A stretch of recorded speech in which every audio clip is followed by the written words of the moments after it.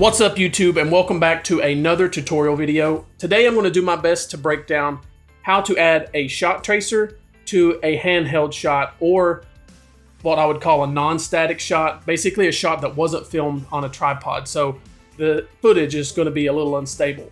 We do that through the use of After Effects and the 3D camera tracking tool.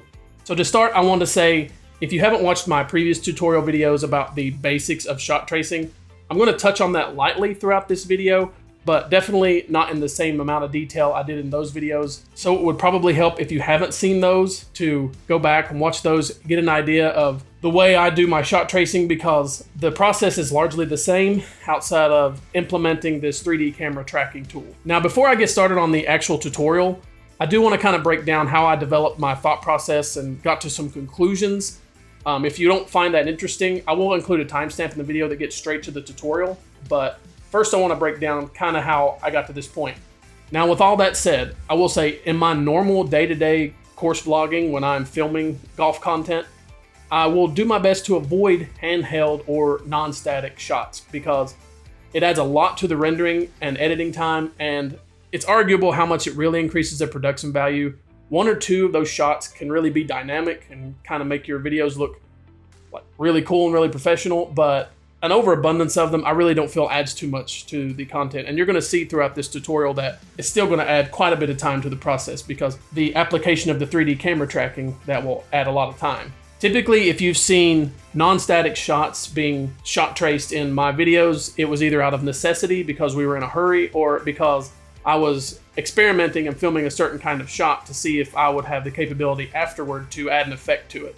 And sometimes that has failed miserably, which I'll have examples of later. The best example in my videos where you'll see me utilize this technique a lot is in my head-to-head match at the Ogilvy Par 3 with Ashton. In that video, it was a necessity because we didn't have a whole lot of time. It was an unplanned round at their Par 3 course because we were just killing time until we got to our tee time on the championship courses. I knew I wouldn't have time to set up a tripod for every single shot like I typically would like to, so I decided that it would just be an experiment just to see how much time would add to the edit, because at the time I knew how to do the 3D tracking, but this would be basically an entire round. Granted, there would be shorter shots. I wanted to see how capable I was and if it was even worth it in the final edit. So if you watch that video, almost every single shot was a handheld shot. So I was a little hesitant at first about actually doing this tutorial because I'm not going to act like I'm a complete expert on using this 3D camera tracking ability in After Effects, and I still use forced perspective to kind of simulate a 3D effect with the line, and I'm going to break that down more later.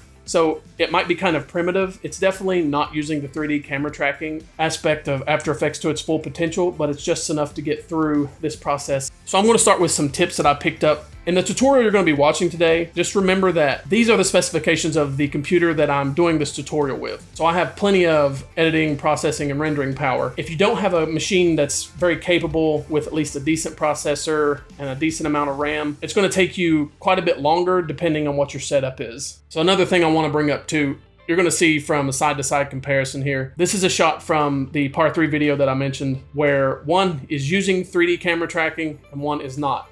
Now, if someone is filming handheld and filming another person, but they're relatively stationary, they haven't made a lot of erratic movements or moved a long way from where they started filming, then the average viewer is probably not going to notice a big difference. If you want to apply 3D camera tracking to just a handheld shot like this, then it might add a little bit to the production value. It might make it look a little bit more professional, but to the average viewer, they're probably not going to be able to tell much of a difference, or if they do, they probably won't care because at the end, we just want to see where the ball landed. So it's more of a technical showcase at that point. What I would call step one of this process is how you film your footage or choose the footage that you want to add this effect to.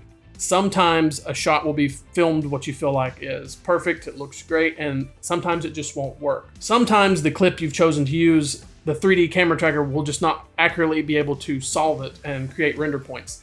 And a number of things can affect this. So to the best of my understanding, the 3D camera tracker actually analyzes the clip that you've chosen frame by frame and uses the movement, and it uses some complex algorithm to determine that objects in the video are X distance away from other objects in the video. So when it's working at its best, it's able to determine that, for example, the golfer in the clip is X amount of distance away from objects in the background, and it's X amount of distance away from objects in the foreground. If there isn't a lot of movement, if there isn't a lot of variation to the pixels, if there isn't a lot of objects in your line of sight when you're filming it, I feel like that causes problems with the 3D camera tracker, wherein it cannot determine depth and distance that way. But sometimes it will still create a 3D space that you can use. So it would make sense sometimes if you're just filming a green fairway and there aren't a lot of objects around, sometimes there'll be issues that come with that. I've included a crudely drawn graphic here to show you the most optimal way that I've gathered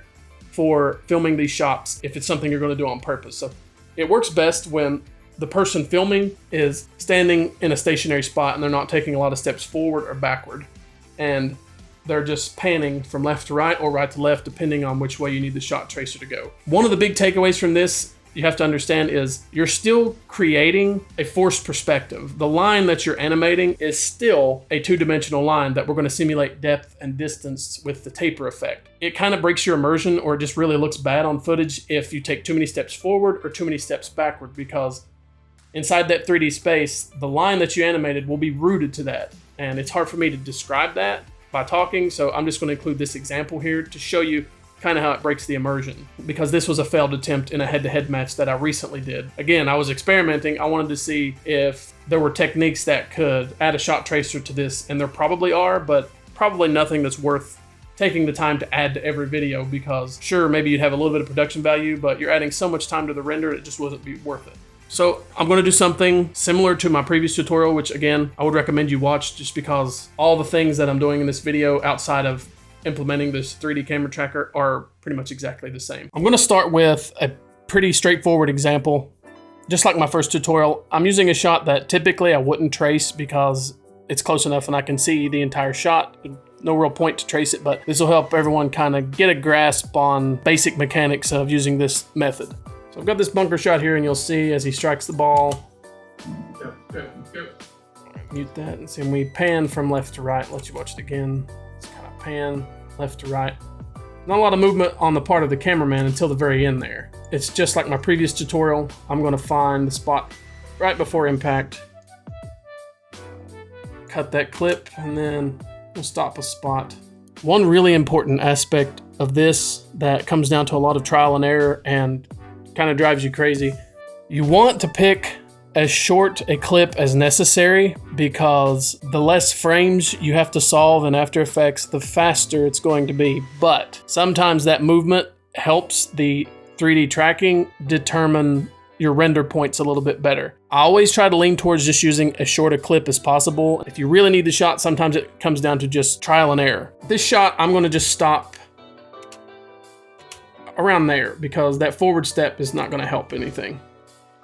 So this is pretty much the same as I've always taught. I've got my clip isolated. I'm going to right click and replace with an After Effects composition. And if After Effects isn't already open, it'll launch. Then you're going to save it as a project. So I'm going to name mine 3D Tracking Example. Sometimes when you bring footage in like this from Premiere, this little star will be selected on your footage by default. Sometimes it does and sometimes it doesn't. And this goes back to where I said I was hesitant to teach this tutorial right off, because I don't know why it is sometimes and I don't know why it isn't. I vaguely understand what it is. It's nothing that I have been in the middle of a project and thought, oh, I should turn it on, or oh, I should turn it off, that it's helped me. You're gonna comment and ask me what it is. I don't know. I have no idea. I just know if you come in and this is selected right here, make sure to deselect it because you don't want it. We're gonna go over here to our effects panel, search, and we're gonna type in 3D camera tracker. I'm gonna drag that onto our footage, either here, right there, or over here, it doesn't matter. When I do that, you're gonna see up here in the effect controls, it's analyzing 291 frames. And depending on your computer's capability, it could take differing levels of time. Oh, it's finished solving. And there. This example actually worked out a little bit better than I thought it would. You can see once it finished, it has all these, make sure this is highlighted. You'll have all these render points here. So you'll see these in the distance are smaller, obviously, than the ones that are closer. That's because the software has actually figured out, based on the motion of the footage, generally where these objects exist in a 3D space, or these textures, regardless, these pixels, where they are in relationship to each other. I know that sounds kind of crazy, but that's why sometimes it works really well and sometimes it just doesn't work at all. The point you want to select, these render points are important. The one you want to select, ideally, would be close to the golfer.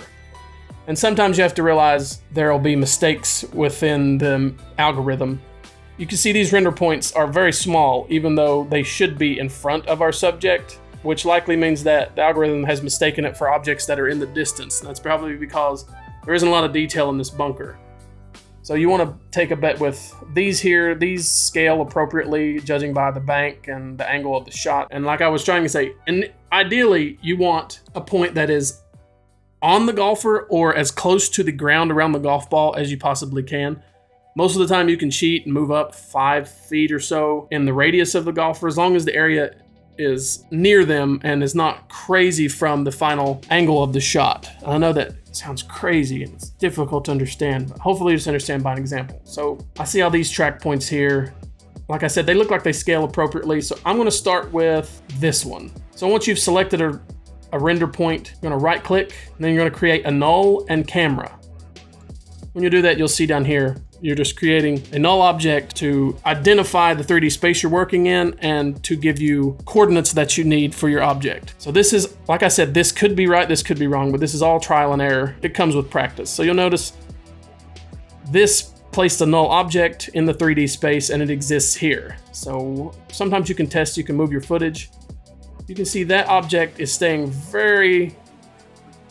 So it appears that render point was accurate and is actually exists in the 3D space on the spot we selected. And it's moving appropriately. You're gonna go to position, highlight it like so, and then Control C for copy. And then we can close this. Now at this point, you wanna go right click, new, and we're gonna make a shape layer. Here's one of the most important things. You're creating an object, a shape layer that's going to exist in a 3D space. So when you place it at certain points, you're creating a shape layer that's going to exist in this 3D space that you've identified through your 3D camera tracking. So we're gonna go down to transform, and then position, you'll notice once you click this, it adds a Z axis. So we're gonna go to the position tab of your shape layer and push Control V, and that moves your shape layer to the same coordinates as the null object, which is the render point that you selected. I know this might sound a little complex. Once you do it a few times, you'll be like, oh, okay, this makes sense. He's just using a lot of words to describe something pretty simple. I know that the spot we selected wasn't very near the golfer, but we can still start making our shot tracing from this point. And you'll know that you've done it correctly when, as you're animating the line and the footage starts moving, that it stays in the same spot and your line still stays a believable shape. Footage isn't moving wildly and causing your line to be like unrealistic, like not the real flight of a golf ball. And as I said, sometimes it'll be trial and error. Sometimes you'll select a render point and it moves too much away from where the golfer would exist in the 3D space and it kind of erratically moves the line, but sometimes you can get away with it. All right, so we've pasted our position of our shape layer to our render point we've selected, and in this point, page down will advance the frame forward, and that's what I use as I create this shape. We'll make sure we have our shape layer highlighted, and we'll go up here, and if you don't already have it selected, we'll select the pen tool, which is G if you're using Windows. And this part should be familiar if you've watched my previous videos. I'm gonna start on the ball here. And then I'm just gonna advance frame by frame and trace this image. Everyone will remember, you gotta make sure that you have this selected, Roto Bezier, because it'll create as uniform a curved line as it can for you mathematically. And you'll remember that the default settings a lot of the time for your shape will be a filled object, which we don't want. And then I always keep stroke off. You know, stroke obviously is I always just keep this deselected at the beginning just so I can see kind of what I'm doing. So I'm going to try drawing this line now as I'm advancing frames. And you'll see that it looks like it's working pretty well. It should be making more sense to you now. So this line is still two-dimensional, but it's anchored to this spot right here, this render point that we had after our 3D camera tracker analyzed the scene. So then it's just as simple now as animating this line. So sometimes you can add stroke just to give you an idea. Just make this a bright color so it's easy to see. And then give it a little bit of width so everybody can see. So I feel like one way to really check footage like this is to, after you've drawn it, which that looks like a pretty good line. It looks like it's representative of where the golf ball actually traveled. It's actually just advance the scene back and forth and see how much the line actually moves or stays in the right spot, which that one looks really good actually. And at this point, it's no different than the previous tutorials I've done. You can add, at this point it's aesthetics, you know, you can right click and go to layer styles. Always add a bevel emboss and always add, I'm doing this really quick so it's not exactly the way I would normally do it, but this is just for a quick example. I always add a drop shadow just because I think it looks better. And then you're gonna go to add trim paths, which is the same exact way as we animated the lines in my previous tutorial. So we're gonna make sure we're at our point just before contact. Oh yeah, we can always, I forgot to, we can always add the taper. From the side, you don't need it as much, I don't feel like. It makes a lot more sense when the ball is going away from the camera in a straight line kind of deal, so you want it to be like smaller at the end, kind of like that, but obviously from this angle we wouldn't, so like 50%, we'll add a little bit just because we can here. And then when we get back to our animation with our trim paths, like I said, we go back to the beginning.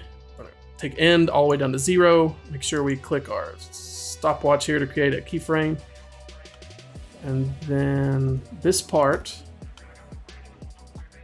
is nothing new. We're gonna follow this line. I'm gonna do it very quickly here, not as accurate as I typically would, just for this example's sake.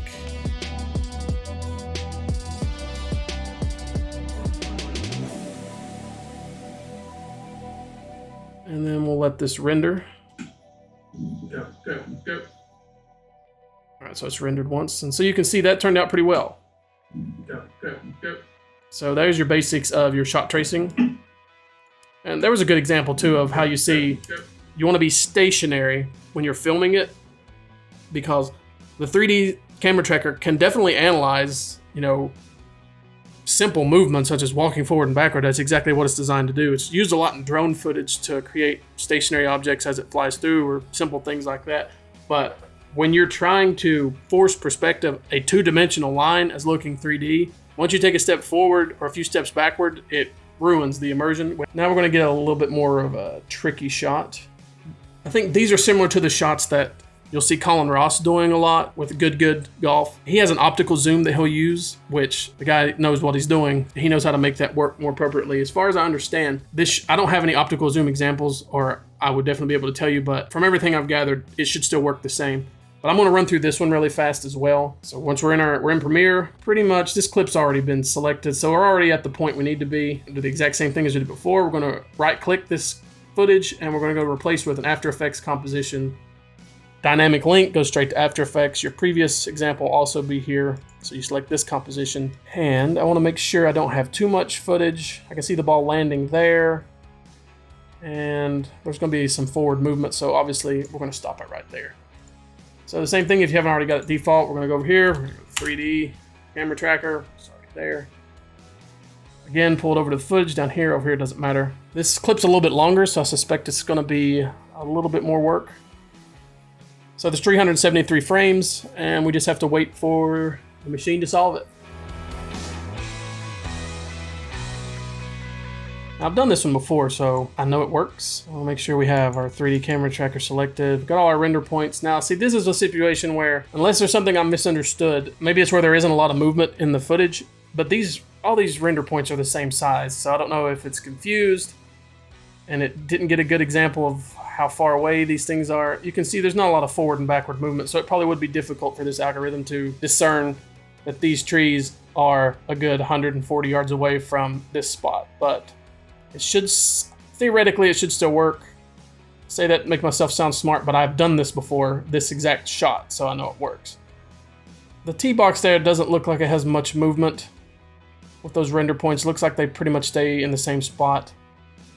So this green one right here seems to stay the whole time. It seems to be pretty representative of where the ball should be leaving from as the footage moves. You can see even at the end, it gets a little bit confused. I think that shadow kind of messed it up. I'm going to try this one first. Maybe there's a better one later. So we're going to go through the same exact process. I got this point selected. I'm going to right click it. I'm going to create a null and a camera. And then I'm going to open this. I got the transform Position, I'm going to Control C, which is copy on Windows. I have no idea what it is for Mac. All right, so I'm going to right click, and I'm going to create a shape layer, same as before, and make sure we select right here. Again, this 3D layer, we want to click this to make sure this is a 3D object. We're going to go to Position, Control V for paste, and that places this shape to be anchored right there in that render point we selected. So back to the same exact process. I go to Shape Layer, I'll grab my pen tool. So if we selected a good spot, we can start animating, and you'll figure it out fairly quickly if it's not. We're getting back to this, and we're going to animate this line, and hopefully the render point we selected is going to remain true to the flight of the ball.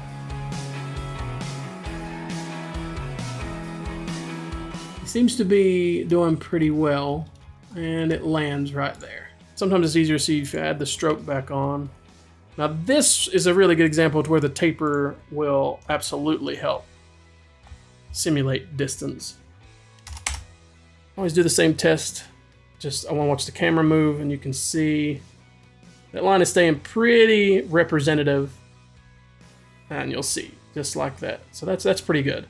So the ball's already landed at this point. There's another example of what I was trying to describe. Once the camera person takes a few steps, you can see that line, it looks two-dimensional when it didn't before. All right, so I will do a really quick animation with the trim paths just to give us an idea, to make sure that it looks good.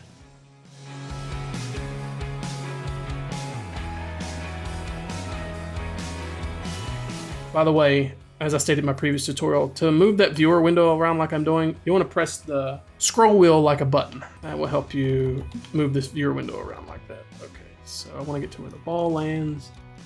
Right there, like I said, this isn't going to be 100% representative of how the ball actually flew. It'll give us an idea if this animation is okay. Get lucky. That looks pretty good. This is a good situation where, like, you saw at the end how when you move, it kind of loses its place right there, and you can see it turns. You can cheat that sometimes by waiting to the point. This is the furthest I can go. So we're going to cut us a start point there, and then get rid of it, and then go backwards around here, and move it back to 0. And that'll create the same process I've described before, but it kind of hides the imperfections of the 3D camera tracker where it lost that render point. And see, before it starts moving, it's gone.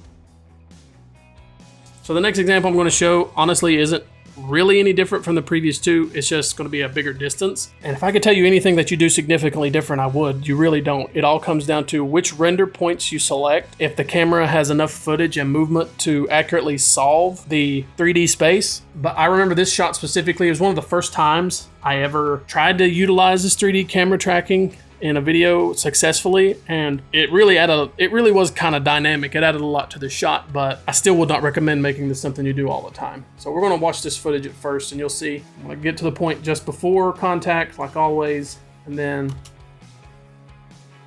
we're going to watch this footage. Imagine the ball is down somewhere through there, and then that's what we're going to cut.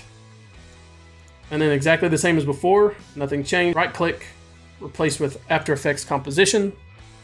If you already have a project up, as is before, it'll keep your. This is useful if you're doing one big project, but just keep in mind as you keep these open, even when you're not actively working on them or changing anything, for some reason After Effects still utilizes quite a bit of your RAM. So we're going to go here, same thing. I already have this selected. I'm going to add the 3D camera tracker and see how many frames it needs to solve. And it's going to be a few. So it has 444. Another tip while this is solving, I will add, I film all my shots at 60 frames per second. Pretty much every vlog I record, everything's at 60 frames per second. I like the smoothness of the animation. With that being said, if you film at 30 frames per second or even less, like 24 frames, which would be more of a cinematic shot, you're going to cut down this analyzing and solving by a lot, because if you only have 30 frames per second versus my 60, common sense tells you that's half of the work that your machine has to do. I just prefer 60 frames per second myself. And this is another example. I know that I got a good example out of it, but again, I do think that it is less than ideal as far as than what After Effects has discovered, because these render points, if they should be distance accurate, meaning the render points on this tree in the distance should be much smaller than the render points that are close to you. But these all look to be roughly the same size. So it comes down to the same thing. I've had good luck in this tutorial, mainly because 2 of these shots I've done before, and one of the shots was not much movement. But there'll be times when you accidentally select the wrong one. And it's as simple as you have to come back and just try again. Even though the distance is not accurate with these track points, they still are moving as I progress the footage. They are still moving pretty accurate to the position of the golfer, which is the most important thing. So again, we're just going to pick a render point that should exist the entire time. I like to stay close to the ground if I can when I'm selecting a render point, but it looks like any of these on this golf bag would probably be a safe bet to start with. I'm going to try this one first. I'm going to right click and create Nolan camera. Open this up, and I want to find my position. I'm going to Control C for copy, just like before. Right click, make a shape layer, go in, make sure we select this box to make it a 3D, make it survive in a 3D space. We're going to do the same thing. I'm going to advance this, just because I don't want to mask behind this, so I don't want to animate a mask. I'm just going to move it towards past the golf bag. The ball's right here. All right, so I'm gonna click, and then that creates my shape, and it's already, you wanna make sure that you don't use the pen tool to create your shape until you have selected your new 3D points, because if you select the shape and then paste these in, then it's gonna move your point wherever it thinks that is in the 3D space, and it's not gonna be accurate. I can do an example. See, like that's where it is. If it's a 2-dimensional object, it's down here. So if I were to start here and then paste these coordinates in, it's going to move it all over the place. So just make sure it's in a 3D workspace.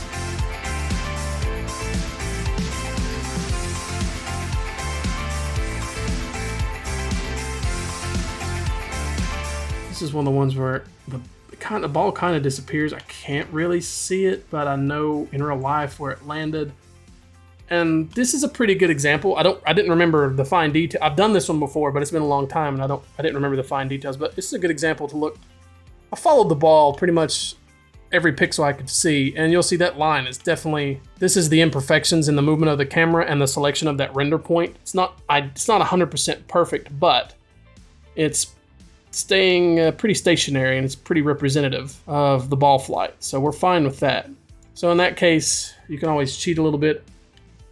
You can zoom in, and I'll just eyeball it and just remove these little imperfections, try to make it more uniform, a curved line. It's more accurate to the actual flight of a golf ball. And I think, as I said before, the most important thing is to make sure the viewer sees where the ball lands, because that's the whole point of them watching your golf content. You just want to test it, so I can watch that and see, yeah, that stays pretty good. By the way, you will notice when you do this, after you've solved, use the 3D camera tracker to solve. Say you use the method I taught in my previous tutorials, and you always use a size 20 stroke. When you do this 3D camera tracking solve, sometimes it's wildly different or inaccurate. But either way, it's going to determine that maybe it's either further away or a lot closer. A 20 will look, normal sized in a 2D perspective, but once you move to a 3D space, sometimes you'll need a lot more stroke, and you just have to eyeball it and try to figure it out. So like in this example, typically I use like 16, 18 for my stroke. To get the same kind of appearance on this one, I have to go up to looking like 36 or so. So this one would be a good example. Add some taper. I'm going to do the same thing as before. I'm going to copy over the layer styles, just add that pretty look. So I copied the layer styles. I'm going to highlight this and push Control V, and then there it comes back. Nothing different. I'm going to animate this path. And again, I'll probably use the example from the actual video because I really closely animated it, but I want to go where the ball first appears.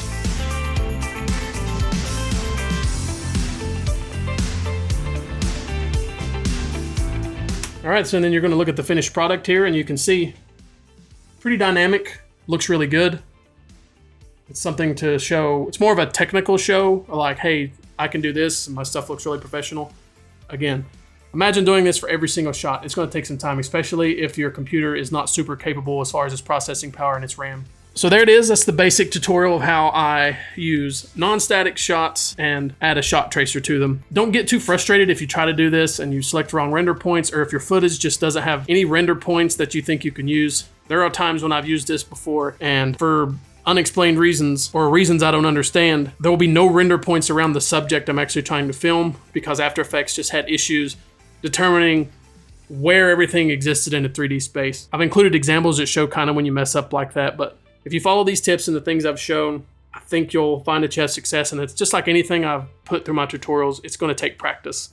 Sometimes it's going to take longer to learn how to do it. Sometimes you'll pick it up really quickly. Again, having a really good understanding of After Effects helps, and watching my previous tutorial, if there's anything I kind of sped through you to understand, that'll also help. So that's going to be it for this video. If you guys have any more suggestions for tutorials you'd like to see, just put them in the comments below. And again, thanks for watching.